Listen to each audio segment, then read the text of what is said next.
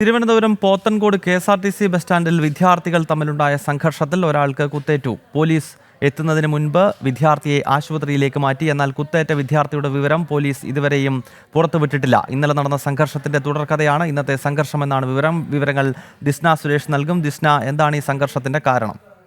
നിലവിൽ ഈ സംഘർഷവുമായി ബന്ധപ്പെട്ടതിന്റെ കാരണം എന്തെന്ന് ഇതുവരെ മനസ്സിലാക്കാൻ സാധിച്ചിട്ടില്ല എന്നത് തന്നെയാണ്. ഈ പോത്തൻകോട് കെ.എസ്.ആർ.ടി.സി ബസ് സ്റ്റാൻഡ് പരിസരങ്ങളിൽ ഈ വിദ്യാർത്ഥികൾ തമ്മിൽ ഇടയ്ക്കിടെ പ്രശ്നങ്ങൾ ഉണ്ടാവാറുണ്ട് എന്നത് തന്നെയാണ്. അത് സംബന്ധിച്ച് ഈ നഗരസഭയുടെ ഭാഗത്തു നിന്ന് CCTV ഉൾപ്പെടെയുള്ള കാര്യങ്ങൾ അവിടെ സെറ്റ് ചെയ്യുന്ന ഒരു സാഹചര്യം ഉണ്ടായിരുന്നു. എന്തായാലും ഇന്നലെ വൈകുന്നേരം ഇത്തരത്തിൽ വിദ്യാർത്ഥികൾ തമ്മിൽ സംഘർഷം ഉണ്ടായിരുന്നു. ആ സംഘർഷത്തിന്റെ ബാക്കിപത്രമാണോ ഇന്ന് സംഭവിച്ചത് എന്നതിനെ സംബന്ധിച്ച് ഒരു വ്യക്തത നിലവിൽ പോലീസിന് വന്നിട്ടില്ല എന്ന് തന്നെയാണ് നമുക്ക് മനസ്സിലാക്കാൻ സാധിച്ചിരിക്കുന്നത്. അല്പം മുമ്പാണ് ഈ വിദ്യാർത്ഥികൾ തമ്മിൽ സംഘർഷം ഉണ്ടാകുന്നത്. പോലീസ് എത്തുമ്പോഴേക്കും ഈ കുത്തേറ്റ വിദ്യാർത്ഥിയെ ആശുപത്രിയിലേക്ക് മാറ്റിയിരുന്നു എന്നൊരു വിവരം തന്നെയാണ് നമുക്ക് മനസ്സിലാക്കാൻ സാധിക്കുന്നത്.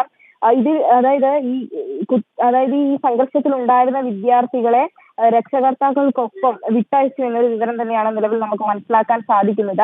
അതായത് ഇന്നലെ വൈകുന്നേരം നടന്ന സംഘർഷം ഉണ്ടായിരുന്നു. ആ സംഘർഷത്തിൽ രക്ഷകർത്താക്കൾക്കൊപ്പം ഇവരെ പോലീസ് സ്റ്റേഷനിലേക്ക് വിളിപ്പിച്ചിരുന്നു. പിന്നീട് വിദ്യാർത്ഥികളെ വിട്ടയക്കുകയായിരുന്നു എന്നൊരു വിവരം തന്നെയാണ് നമുക്ക് മനസ്സിലാക്കാൻ സാധിക്കുന്നത്. എന്തായാലും ഇന്നലെ നടന്ന സംഘർഷത്തിന്റെ ബാക്കിയാണോ ഇന്നത്തെ കത്തിക്കുത്തിലേക്ക് കലാശിച്ചത് എന്നതിനെ സംബന്ധിച്ച് ഒരു വ്യക്തത വന്നിട്ടില്ല എന്നത് തന്നെയാണ് പോലീസ് പറയുന്നത്.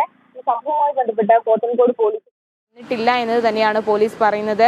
ഈ സംഭവവുമായി ബന്ധപ്പെട്ട് പോത്തൻകോട് പോലീസ് ഇപ്പോൾ അന്വേഷണം ആരംഭിച്ചിട്ടുണ്ട്. എന്തായാലും വിദ്യാർത്ഥികൾക്കിടയിലെ ഒരു സംഘർഷം അതൊരു കത്തിക്കുത്തിലേക്ക് കലാശിക്കുന്നു എന്ന് പറയുമ്പോൾ വലിയൊരു രീതിയിലുള്ള ഞെട്ടൽ തന്നെയാണ് ഉണ്ടാക്കുന്നത്. ഗൗതം.